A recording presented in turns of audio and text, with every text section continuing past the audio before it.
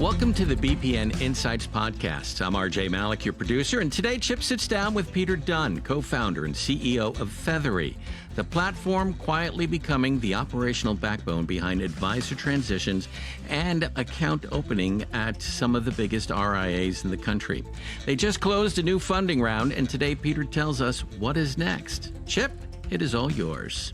RJ, thank you for that lovely introduction. I am super stoked today because I get to talk with one of the leading idea drivers and development engines, and be able to really look at advisor transitions and account opening. And I think it's also kind of cool that our guest has a third of the Barron's top 30 RIAs under their as customers. And as RJ just said, they closed a new round of funding. Peter Dunn, welcome to BPN Insights. Thank you, Chip. It's a pleasure to be here. I'm looking forward to the conversation.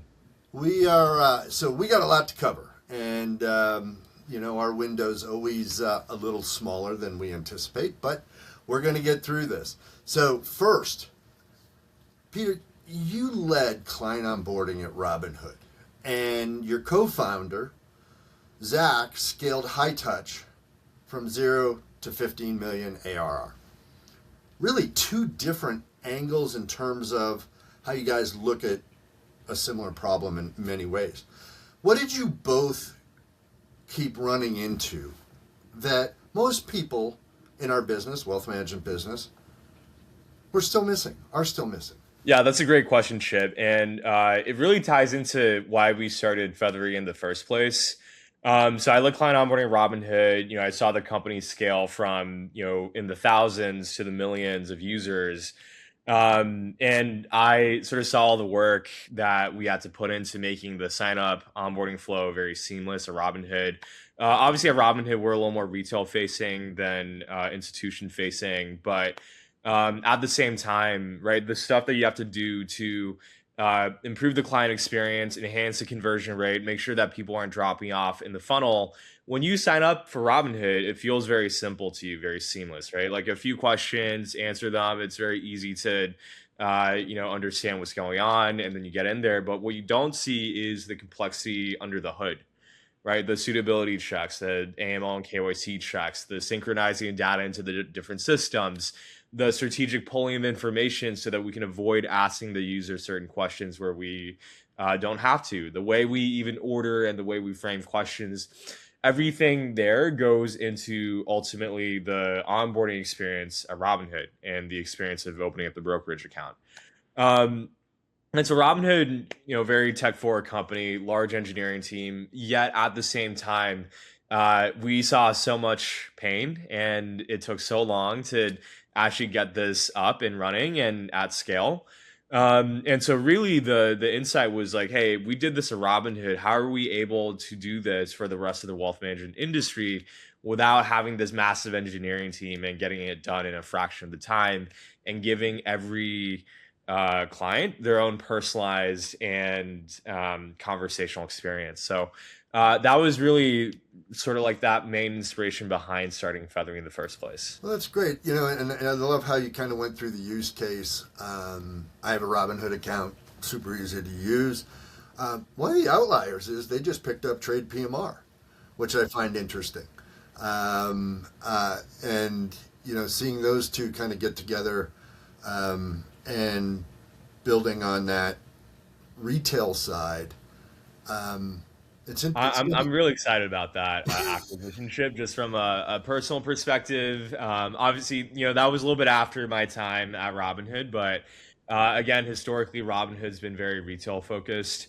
I think Trade PMR was one of their kind of biggest first steps into the custody side of the business. I think there's a lot of innovation that they're bringing to the table here on the custody side, and so. I think it's a really exciting shakeup for the industry. Yep, and I think we're seeing more shakeup now than I've seen probably in a decade, if not more. So, which leads me to my next question. So, you use the phrase data-centric versus form centric. And, at first blush,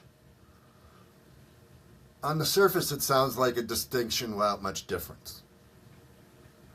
Help me understand that difference, and let's do some deep thinking here. Yeah, I totally understand where you're coming from there, Chip, with that. And yeah, that is a phrase I love to use. Data-centric product software workflow design versus form-centric. Speaking of shakeups, right? Like, I think the wealth management, wealth tech industry around account openings has historically been much more form-centric. And the way I describe what Feathery is doing is much more data-centric, which is the more modern way of doing things. When I say form, what I mean is, that PDF, you're filling out to open up an RA account for your client at a Fidelity, right? So there's that form, you have to fill it out, then you have to fill out the money movement form or an asset transfer form. Everything has to be e-signed, sent to Fidelity. And historically, providers in the client onboarding account opening space have really designed their software around these forms. You're filling out this PDF form. Well, I'm just going to give you a digital application that's basically the same exact information that you're collecting on this form, but in digital form. And it might be combined with a few other forms so you can fill it out in one go. The downside here is one, we just talked about client experience and how much we did at Robinhood to make that personalized and conversational. A form is not personalized or conversational at all. They're collecting a lot of duplicate data. It's dense, it's hard to understand. And ultimately, tech stacks and advisors' tech stacks are just getting more and more complex. It's not just about the form and the custodian anymore. It's about their CRM. It's about their portfolio management system, their financial planning tool. It's about, the actual client experience. There's all these different surfaces of data that this system needs to interface with, which is why you can't just design your entire system around, this PDF form, this account opening form. Our system has its own opinionated data model that interfaces across all these different custodians, CRMs. It doesn't matter what system it is, it will have a transformation layer into our system. And that's what I mean by data-driven versus forms-driven. A form is just an interface for filling out data and getting it into a different provider. But Feathery, really, we're designed around our own sort of experience, which allows us to simplify it, make it more personalized. It allows us to actually validate the information coming in and just integrate across the board with everything the advisor is using. So, it's interesting because I think about industry NIGO rates, right? Typically, they're in that 16 to 22% area. I think that's conservative, honestly. So, what does, in your mind, a NIGO actually cost a wealth firm? Yeah, that's a great question. Ultimately, there's a few different factors, right? So, you're an advisor, you're working with your client, you're trying to get them on board so you can start doing work together.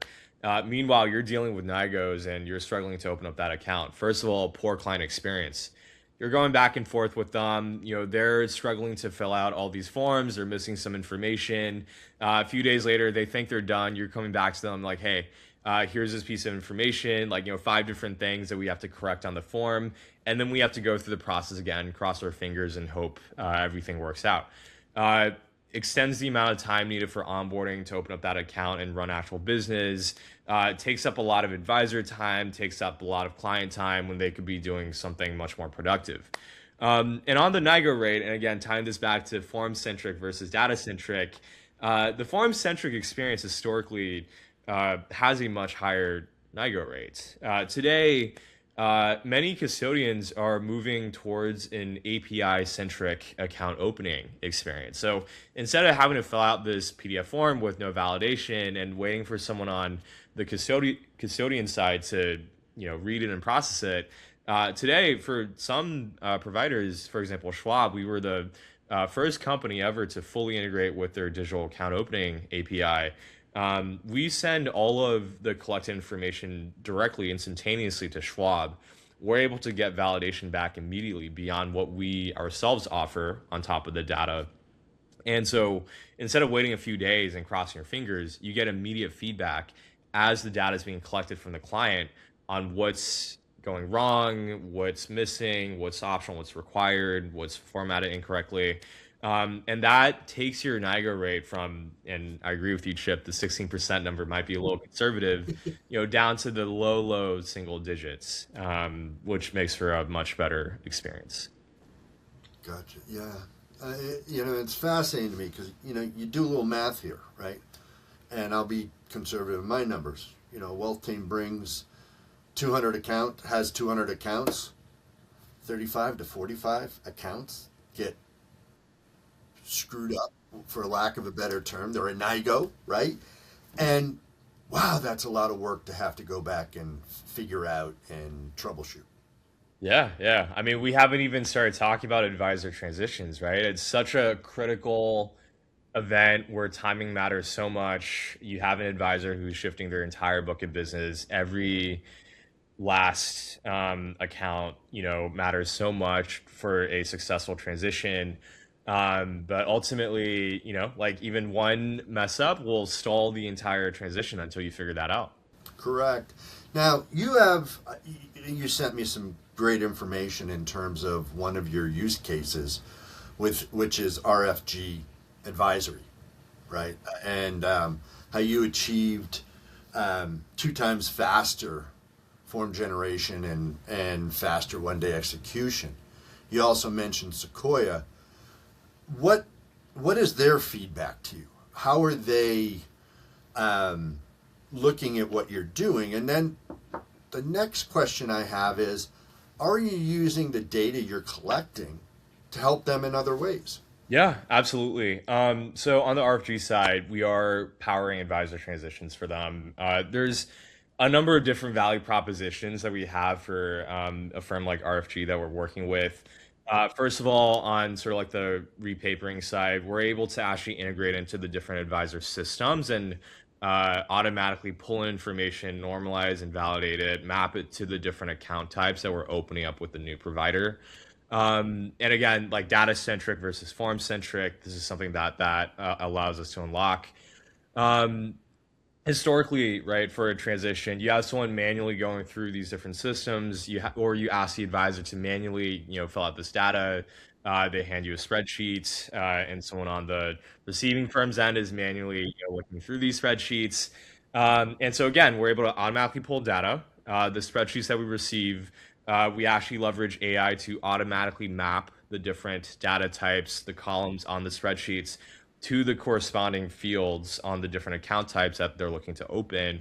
Not only are we able to repaper accounts, we're also able to shift data over into other systems, the receiving firm CRM, for example.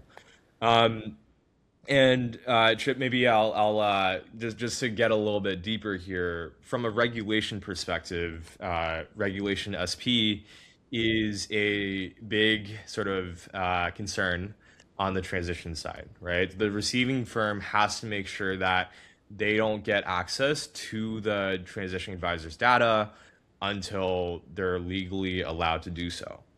However, as an independent third-party firm, Feathery, we are able to contract with the advisor directly and simply help them clean up and prepare their data in advance of a potential transition. What that means is actually a complete game changer from a transitions perspective. Instead of day one being when everything starts and you're scrambling to get everything over the lines, we're working with the advisor way before that. We're getting all the kinks and the paperwork and everything filled out ahead of time. That way, on day one, everything's already ready to go. You just have to rat out these forms for e-signature and for completion. And that's how we kind of get these day one conversion rates from a transitions perspective, because we're able to do something that the receiving firm simply isn't able to. Mm-hmm. Absolutely. So I've had related fun little story back to you. So at one of our operations roundtables, it might have been 2 or 3 years ago, one of the chief operations officers made a comment. And he goes, you know, we look at when we do an advisor transition, that's a team building exercise. And Oh, I got an absolute charge out of that. And I'm like, ooh, rough team building exercise. yeah. Hey, bonds are forged in adversity, right? So you put That is people together correct. for a traumatizing event, they'll feel closer afterwards. So yeah, that always stuck in my head. But hey, you just brought out something super interesting, Robin. We talked about the data layer, right, and all the infrastructure.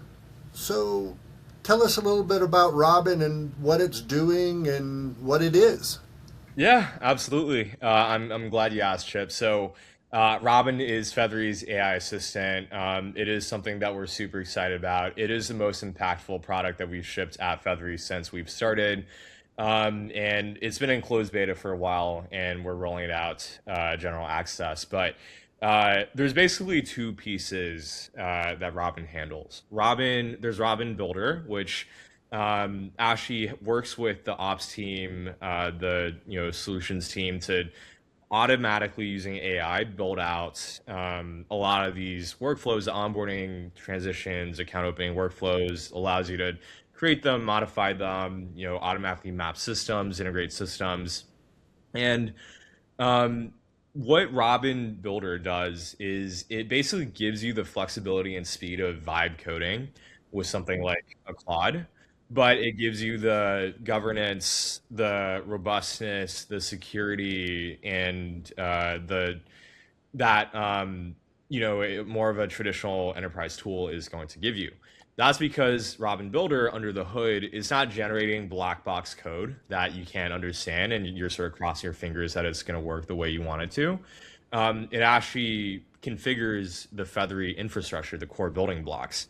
Instead of, it's not trying to hand spin a Schwab integration under the hood. It's using our existing primitive, our existing integration with Schwab that already maps into all the different core components on the Schwab side.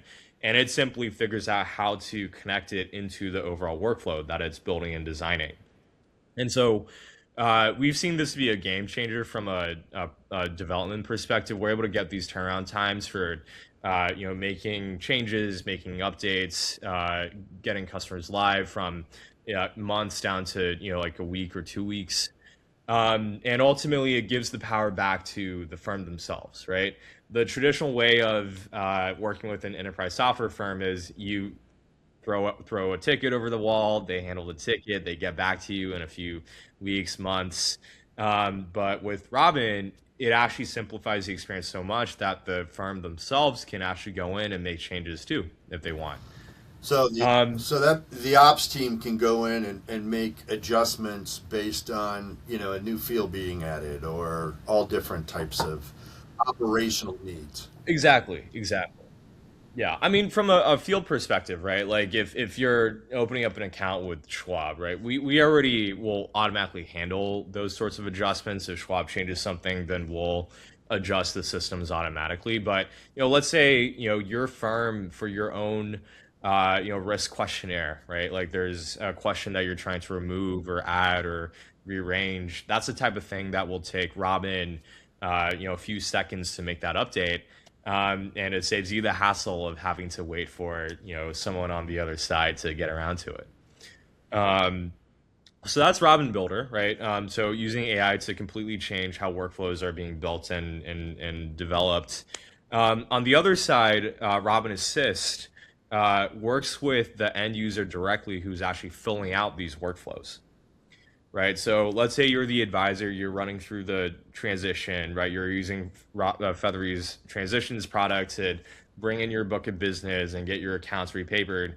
There's a lot of moving pieces, right? And historically, you're the one who's, trying to figure out like what buttons to click to upload the spreadsheet or to connect up your Salesforce account. And you're trying to figure out how do all the different columns map. Robin Assist is, speaking of personalization conversation, it's an assistant that lives on the workflow itself. You can talk to it using voice or text and basically ask it'll help guide you through the workflow, right? You jump on, you're like, hey, Robin, what should I do right now? And it's going to tell you, hey, all right, you're at step number 1. Let's get your data prepared. And the first step is, where does your data live right now?